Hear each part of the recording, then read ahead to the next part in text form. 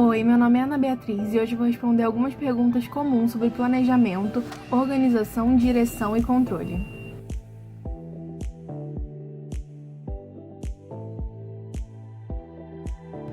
O ato de planejar é basicamente uma série de pensamentos, organizações e ações feitas no presente que terão resultado no futuro. Logo, essa etapa existe para prever e entender o máximo possível sobre determinado processo. Ela também estabelece um objetivo, uma missão e uma visão. Isso significa onde você quer chegar, como você pretende atingir esse seu objetivo, os valores e os princípios que vão orientar esse processo e o que a organização aspira a ser como um todo. O planejamento ele pode acontecer de diversas maneiras e diversas etapas que se diferem na abrangência, especificidade e horizonte temporal. No meio administrativo, a gente chama essas etapas de planejamento estratégico, tático e operacional.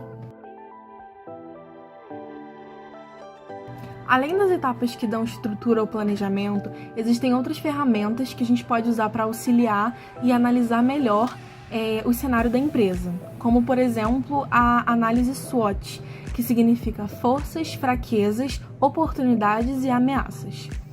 Também se faz altamente necessária a formulação estratégica e a análise estratégica, que procuram identificar fatores externos e ambientais e reformular as medidas corretivas, traçando novos objetivos. A organização ela funciona como uma articulação do plano. Ela dispõe recursos para realizá-lo e sistematiza os processos, padronizando para que atenda melhor os objetivos, missão e visão do empreendimento. Essa função ela tem uma dupla ação, porque ela também é caracterizada por definir as relações de comunicação e hierarquia por meio de uma ferramenta muito famosa chamada organograma.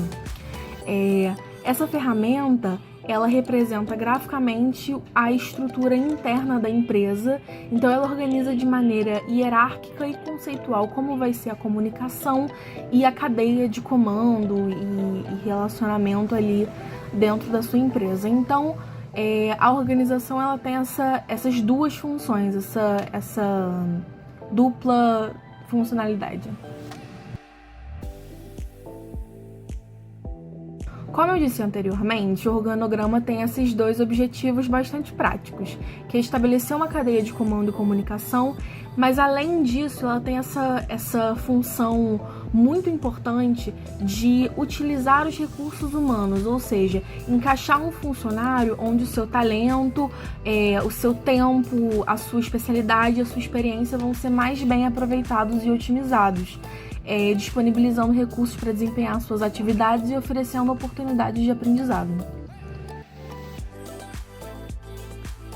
Então, tendo a etapa do planejamento como a criação do plano, a organização como a articulação desse plano, a direção é a execução, é onde começa a execução mais prática.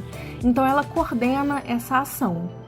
Só que por ela ser um cargo de liderança, ela também é muito responsável pela motivação dos subordinados, ou seja, criar um motivo para que esse trabalho aconteça da maneira mais eficaz e eficiente possível. Ela maximiza os frutos, minimizando o tempo e os recursos financeiros. A direção, ela lida diretamente com a administração desse recurso humano, percebendo as dimensões e especificidades do seu funcionário. Ou seja, a direção, ela também analisa como é que a gente vai fazer para que esse funcionário se engaje e se empenhe nos objetivos da empresa junto com os altos escalões, as pessoas mais importantes. As ciências administrativas elas já avançaram muito no estudo da natureza humana e desenvolveram algumas teorias e técnicas que tentam compreender a origem dos nossos estímulos e da nossa motivação. Para criar funcionários e empresas não só mais eficazes e mais eficientes, mas funcionários mais felizes e mais dispostos. Existem algumas teorias. Tem a teoria da pirâmide de Maslow, que propõe que o comportamento individual é motivado por 5 níveis, sendo elas fisiológicas, de segurança, sociais, de autoestima e de autorrealização. Existe uma outra teoria, que a gente chama de teoria de Skinner, que sugere que existe um reforço positivo e negativo como motivador de desempenho. Ou seja, você pode dar um reforço positivo e dar reforço negativo para recompensar ou criticar o comportamento dentro da empresa. Apesar da palavra controle ser bastante expressiva quanto o que é feito nessa etapa, ela é muito mais complexa do que aparenta. Ela é responsável por assegurar que todas as demais etapas operem da melhor maneira possível, então da maneira mais correta.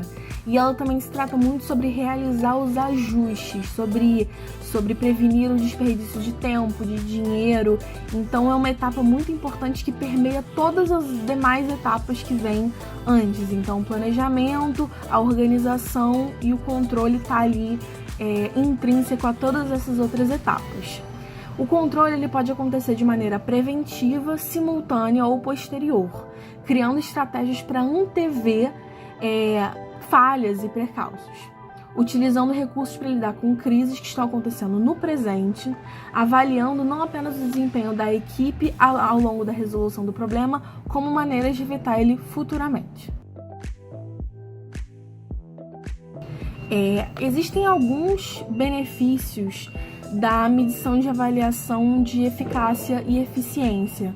Alguns deles são, por exemplo, o aumento da qualidade do produto, porque você tem a oportunidade de rever como esse produto está sendo feito e aumentar a sua qualidade, diminuindo o seu gasto e o seu tempo também. Reduz o número de defeitos, então ele trabalha com esse feedback, ele pode corrigir alguns erros que foram comuns. Abaixa os custos de produção, melhorando o serviço ao consumidor, então otimiza o tempo, diminuindo os recursos, e diminui o tempo de entrega ao consumidor, ou seja, esse período ele fica mais curto, existe mais eficácia, é mais rápido, então existe muita importância em fazer uma boa avaliação de eficácia e eficiência. Bom, então isso foi rapidamente algumas dúvidas aí mais comuns, mais frequentes em relação a essa sigla PODIC, que é Planejamento, Organização, Direção e Controle, e um pouco sobre eficácia e eficiência. E aí?